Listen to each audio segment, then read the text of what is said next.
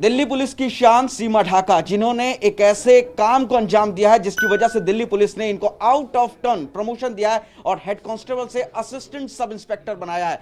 दरअसल बचपन में जो बच्चे गुम हो जाते थे, जिन बच्चों का किडनैप किया जाता था या जो बच्चे घर से रूठ कर चले जाते थे, ऐसे 76 बच्चों को अपने परिवार से मिलवाया है सीमा ढाका ने, और वो भी महज 3 महीने में, यानी कि बड़ा टास्क था। सीमा जी, आपको बहुत बधाई। किस तरीके से आपने इन 76 बच्चों को ढूंढा? क्या आपके जहन में आया था कि आप इस बड़े मुश्किल सफर पर चल पड़ी और उनके परिवार वालों को बच्चों से मिलवाया? जैसे कि मेरे सीनियर, मेरे सीपी साहब ने जो हर मीटिंग में वो हमें मोटिवेट करते थे कि हमें किडनैप बच्चों को ट्रेस करना चाहिए और उनके पेरेंट्स के हैंड ओवर, एक मुहिम चलाई थी।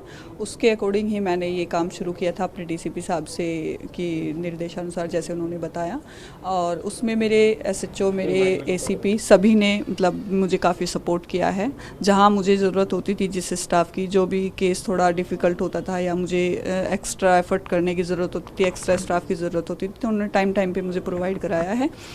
तो उसी को लेके मुझे लगा कि जो बच्चे अपने माँ बाप से बिछड़ गए हैं, कहीं दूर हैं, या जो माँ बाप अपने बच्चों को खो बैठे हैं, उनको मिलवाना एक बड़ी अचीवमेंट है। उनको वो खुशी देकर जो मुझे मतलब अच्छा लगा, इसलिए मैंने ये स्टार्ट किया था। मैम, एक बच्चे को ढूंढने में सालों लग जाते हैं, वो मिल नहीं पाता है। 3 महीने में आपने 76 बच्चों को मिलवाया। कितना मुश्किल था आपके लिए, क्योंकि एक के बाद दूसरा टारगेट? किस तरीके से आपने इसको अचीव? सर, मैंने पुलिस स्टेशन के अकॉर्डिंग ये स्टार्ट किया था। मैंने हर एक पुलिस स्टेशन जाके जो मेरे आसपास में था उसका अनट्रेस रिपोर्ट निकाली। अनट्रेस रिपोर्ट निकाल के मैंने डायरेक्ट कंप्लेनेंट से कांटेक्ट किया।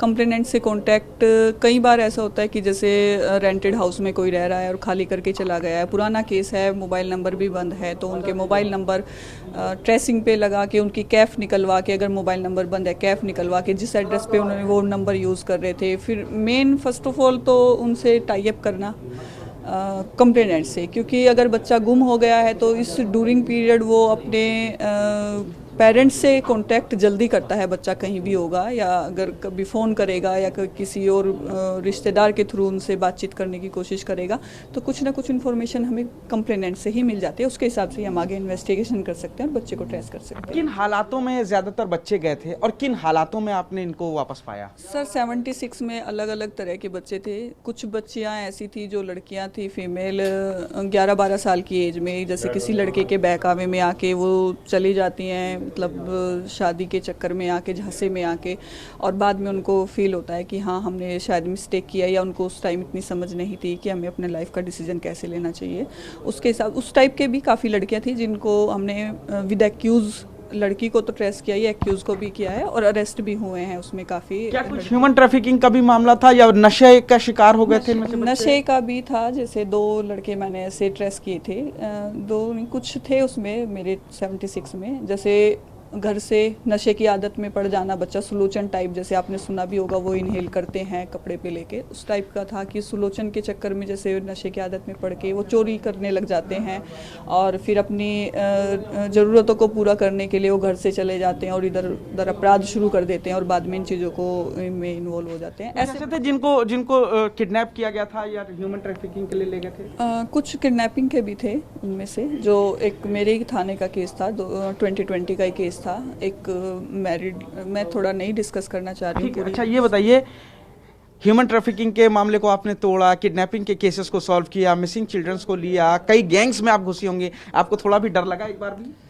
नहीं सर, ये तो पुलिस की नौकरी में अगर आते हैं तो हमें पहले से ही पता होता है कि हमारी जिम्मेदारी क्या है और हमें क्या सिचुएशन फेस करनी पड़ सकती है, तो उसके लिए तो मुझे नहीं कभी ऐसे डर लगा है, और मेरे सीनियर्स का सपोर्ट काफ़ी रहा है मुझे। अच्छा, हुलिया बहुत अहम होता है, क्योंकि जब बचपन में होते हैं तो उनका चेहरा बदला हुआ होता है, और जब कुछ वक्त के बाद उनका चेहरा बदल जाता है बच्चों को, तो उसमें आपको दिक्कत हुई? कैसी दिक्कत हुई?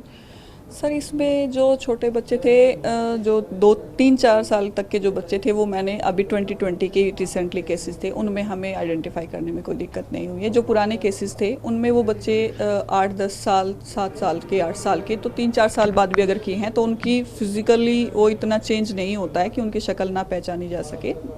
पेरेंट्स ईजिली उनको आइडेंटिफाई कर लेते हैं, तो उसमें कोई दिक्कत नहीं है। लग रहा है आपने दिल्ली पुलिस के लिए, देश के लिए, उन माँ बाप के गोद के लिए एक अच्छा काम किया, सुकून मिला है। और क्या आपकी ये जो लड़ाई है ये जो मुहिम है ये आगे भी जारी रहेगी? सर कंटिन्यू रहेगी। मुझे काफ़ी अच्छा लगा है जो मैंने 76 बच्चे ट्रेस किए हैं, उनके पेरेंट्स के हैंडओवर करके, उनके पेरेंट्स को देख के, खुशी से देख के जो मुझे खुशी हुई है, तो मैं चाहती हूँ कि मैं इसको कंटिन्यू रखूँ और मैं आगे भी ऐसे काम करते रहूँ। सीमा ढाका जब ये बोल रही हैं तो इनकी आंखें भी नम हो चली हैं खुशी की वजह से। बड़ा काम दिल्ली पुलिस के लिए, बड़ा काम उन माओं के लिए, बाप के लिए जिनके बच्चे दूर हो गए थे उनकी गोद से, और इसी वजह से अब दिल्ली पुलिस ने इनको इनाम देकर के हेड कांस्टेबल से असिस्टेंट सब इंस्पेक्टर बनाया है। दिल्ली पुलिस की शान सीमा ढाका।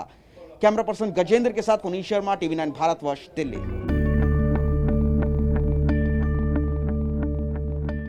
अड़ी सोमवार से शुक्रवार शाम 6 बजे सिर्फ TV9 भारतवर्ष पर।